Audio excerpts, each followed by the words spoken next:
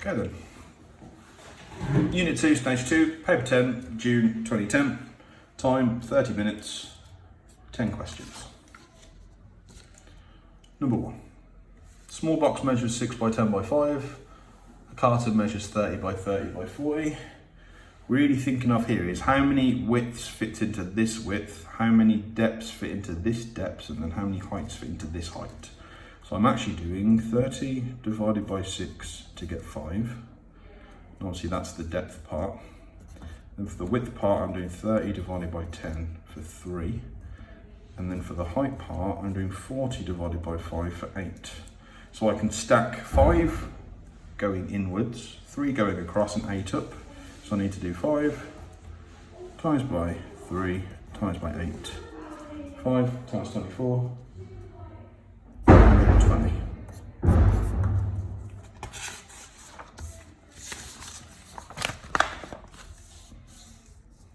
Number 2. These are the same. These are the same. So 3a add a is 4a. 2b taken by 5b is minus 3b. 2b is just FOIL, so 4 times x is 4x.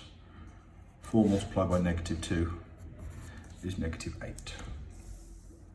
Work out the value of 6.5 squared divided by 7.3, take away 2.54. Now, even though my calculator looks a bit different to yours, the process is the same. I need to press my fraction button. I'm going to type in the top of the fraction, 6.5 squared, and on the bottom, I'm going to write this as 7.3, take away 2.54. You must give your answer as a decimal. That's a fraction, so I've obviously got to change it. Write down all of the figures on your calculator display. So I've got 8.8760504.2. The reason I put brackets around it is so that my calculator doesn't make a silly mistake, because it is meant to. Sadly, your calculators are programmed to do exactly what you tell them, so if you tell it to do something wrong, it's going to do something wrong. Question 4. The base is the same. I'm multiplying so I can add the power, so 6 add 2 is 8. The base is the same. I'm dividing, so I take away the powers. 9 take away 5 is 4, so this will be 7 to the power of 4. Number 5. Density. So, density is equal to mass divided by volume. I can very clearly see that the units of the mass here is kilograms. Obviously I can understand that it's here. So if I want the mass, then I've got to do density multiplied by volume. So it's going to be 7,850 multiplied by 4. And this is going to give us 31,400 kilograms. Question 6, all about standard form. So the population of Italy is 6 times 10 to the 7. Population of San Marino is 3 times 10 to the 4. The population of Italy is bigger than the population of San Marino. How many times bigger? So this is actually a division question in disguise. So I've got 6 times by 10 to the 7 divided by 3 times by 10 to the 4. Or if I would rather write it like this,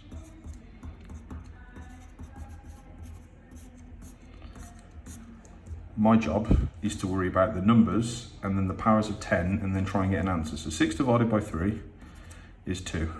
Like that other question we just did about powers, the base is the same. I'm dividing so I can take away the powers. So I can actually change that to 10 to the 3. 10 to the 3 is the same as 10 times 10 times 10, which is 1,000. So the answer must be 2,000.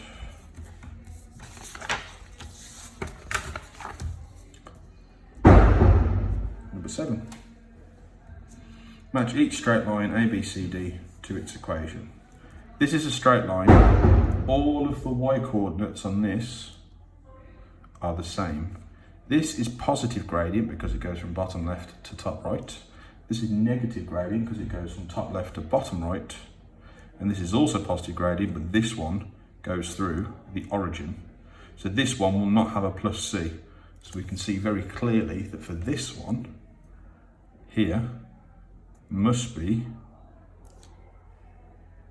as follows. this is C, this is B, this is A, and then this is D. And again, you can check C goes to the origin, so there is no intercept. B has a positive gradient, so this is a positive gradient. A, all of the y coordinates are the same because it's a straight line and it's parallel to the x-axis. And then D has a negative gradient, so that's what it must be.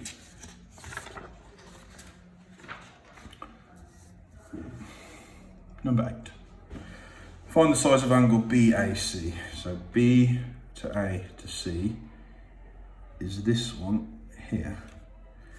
A to C is a tangent, so I know that this big angle here is a right angle. So really what it's asking me is it's saying, what is this angle?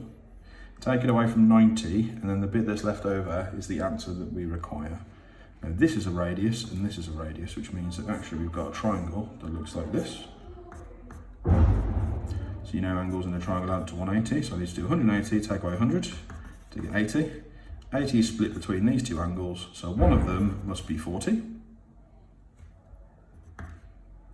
I know that therefore this is 40, which means if the whole angle is 90 because it's a tangent, then the angle I require must be 90 take 40 for 50. Number 9, simplify fully. 3x squared add x minus 4 over 2x squared minus 2x. So I have to factorise it, the key word there being simplify, that's how I know. So 3x and x. I want to leave that for the time being, just for a moment. What's common in both of these is 2x, so I can take out 2x. And what I'll be left with is an x and a minus 1. The reason it says simplify is because it knows that there's going to be something in the numerator and the denominator that's going to effectively cancel out. Which means that I left this one for a reason, because I know that x minus 1 is on the denominator, that very clearly has to be minus 1, which means that if that's minus 1 and I want negative 4, then I've got to times minus 1 by positive 4 to get back to negative 4, which means that these must cancel, which means that the answer that it wants us to have is 3x plus 4 all over 2x. And then question 10, use algebra to prove that the sum of 3 consecutive whole numbers is always divisible by 3. So with proofs, we should start with a statement. Let n be an integer, which is a better way of saying whole number, which means that n is going to be our start number. Consecutive means the next along, so if I've got the numbers 1, 2, 3 and 4, they are consecutive. So the next one along from n, one above n must be n plus 1. And one above n plus 1 must be n plus 2. So if I collect these together now, I've got 3n add 3. And because it says it's always divisible by 3, I need to try and prove now that if something is divisible by 3, actually what it's telling me to do is telling me it must be in the 3 times table. So if I can factorise out 3, which I can, any number I put in, when I add 1 to it, as long as I times it by 3, it will always be in the 3 times table, which means that this must be divisible by 3. So we can say, therefore, proved. And that's the paper.